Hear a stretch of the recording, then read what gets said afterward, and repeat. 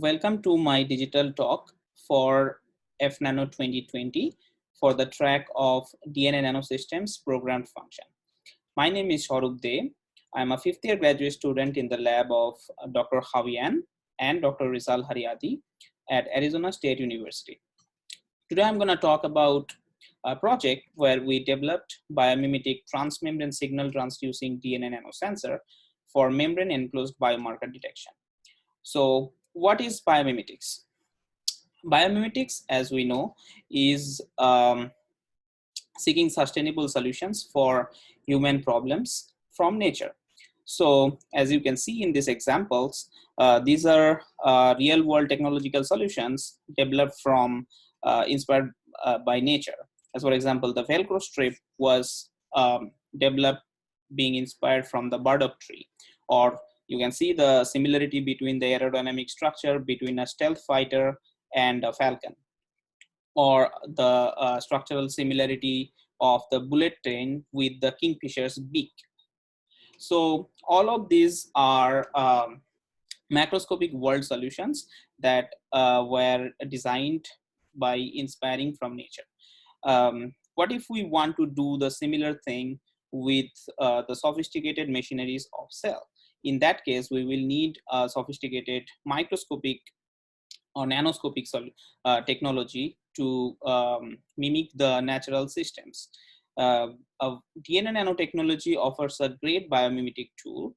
In DNA nanotechnology, the natural genetic material DNA is used as a structural material to build various type of structures, either by a non-scaffolded approach or a scaffolded approach. Various almost arbitrary shaped 2D and 3D structures and functionalized structures can be created with this approach.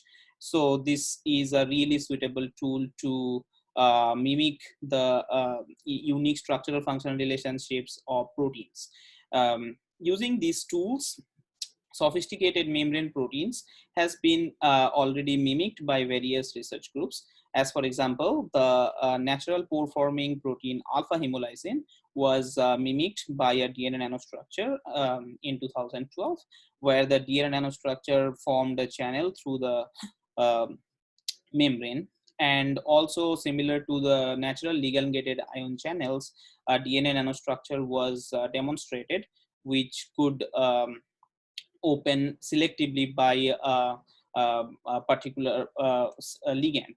Not only this, various other membrane protein systems, as for example, lipid flippase or membrane sculpting proteins, has also been mimicked by DNA nanostructures. We know that all these membrane proteins are involved in various important physiological processes. So that shows the versatility of DNA nanotechnology to mimic these membrane protein functions. There is another very important physiological process, which is transmembrane signal transduction, where by which essentially cells respond to any external stimuli or anything that is happening outside the cells. So in this process, when something ligand binds to the a particular receptor on outside of the membrane, it is transduced through the membrane to the inside of the cell, which as a result, it results in different cellular processes inside the cell. So if we want to see the function of the mechanism of this transmembrane signal transducing proteins,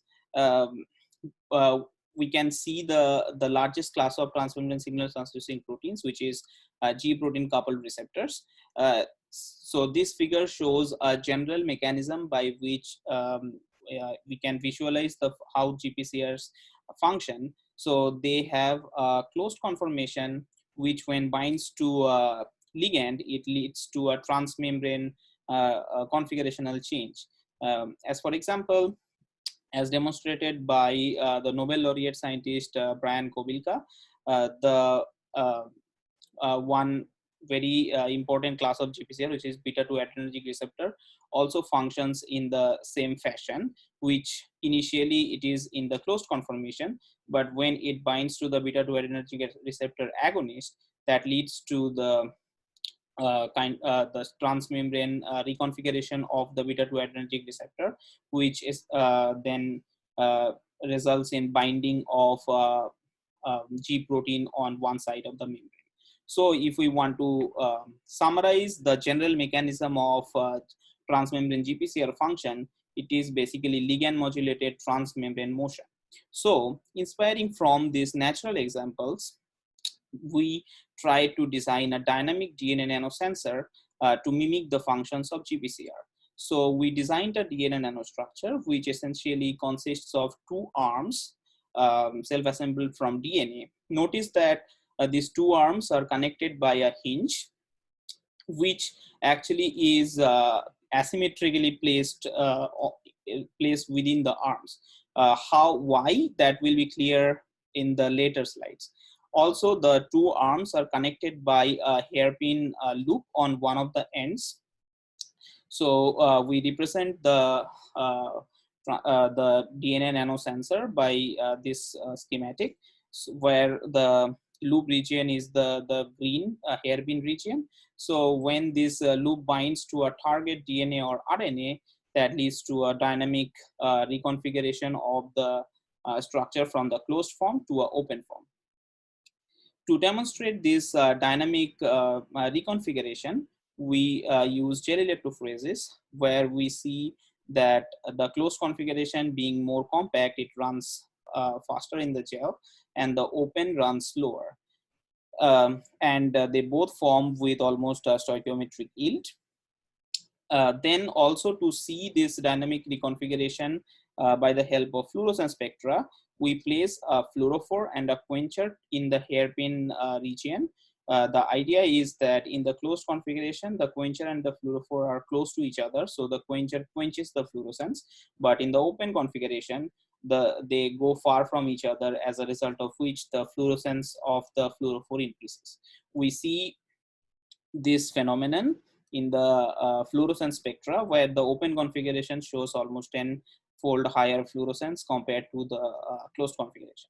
So we see that our dynamic DNA nanosensor forms, and it functions in the desired fashion. Next, we also wanted to see the kinetics of these events. We see that this happens pretty fast, and the DNA nanosensor binds to a DNA as well as the RNA target. In fact, the binding of the RNA is even faster than DNA, which is expected because the RNA DNA interaction is thermodynamically stronger than DNA DNA interaction. We see that this binding has a rate constant of a rate of about 5,000 to 7,000 per molar. So, okay, so we see that our dynamic DNA nanosensor forms, and it can bind to a DNA as well as a RNA target. Next, to make the transmembrane DNA nanosensor, we remember that we said that the hinge region is asymmetrically placed, so it will be clear why. So we next conjugate cholesterol molecules at the hinge, which helps inserting this device through the membrane.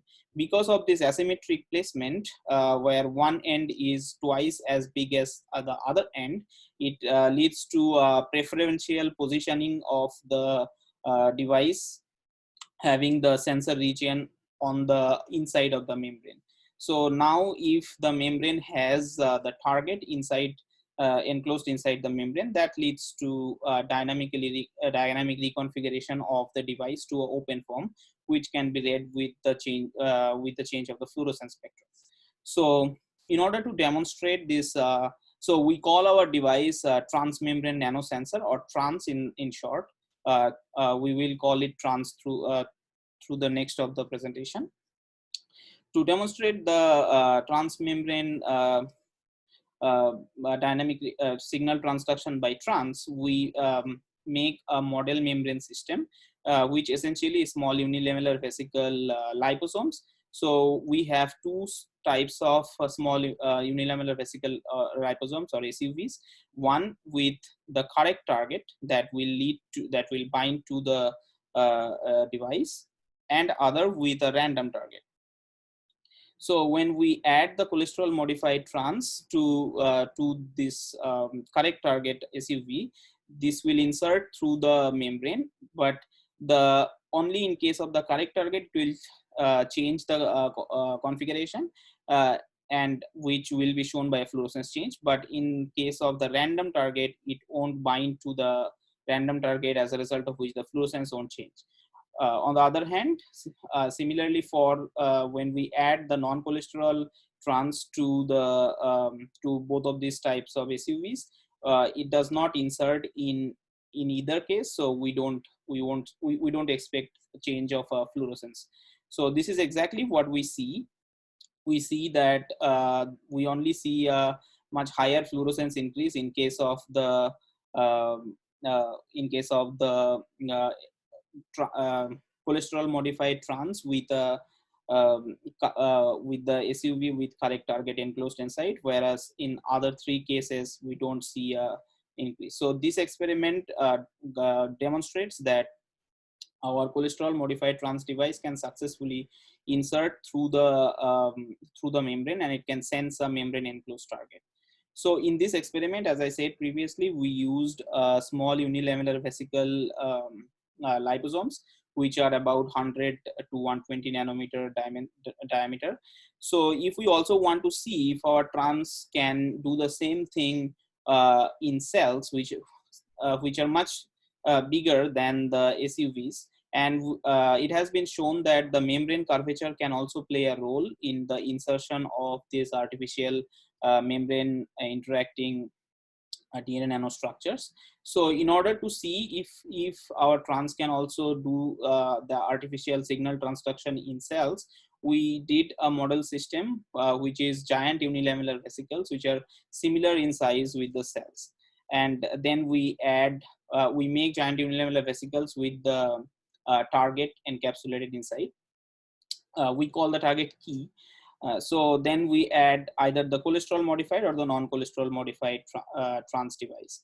And we can clearly see a very striking difference between the no cholesterol and the cholesterol version. Because the cholesterol modified trans inserts through the membrane, the fluorescence increases, as you can see from the confocal images here. So this experiment again shows that the trans device can insert through the larger sized vesicles as well.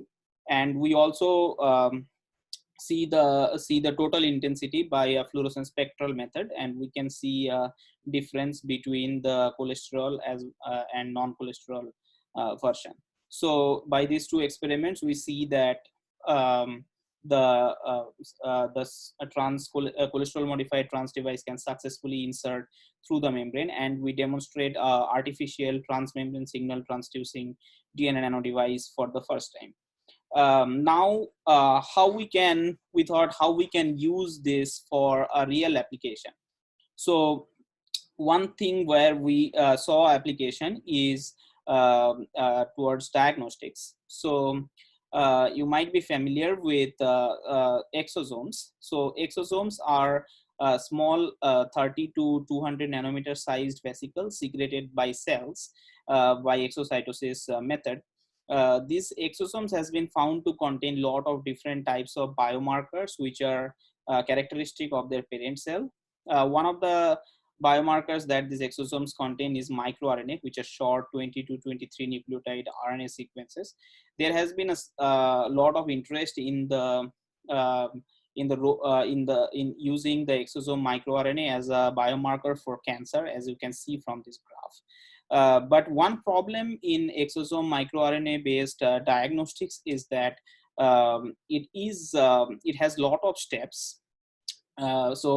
After collecting the biofluid, which either a tissue culture or biofluid like blood or urine, you need to first isolate the exosomes.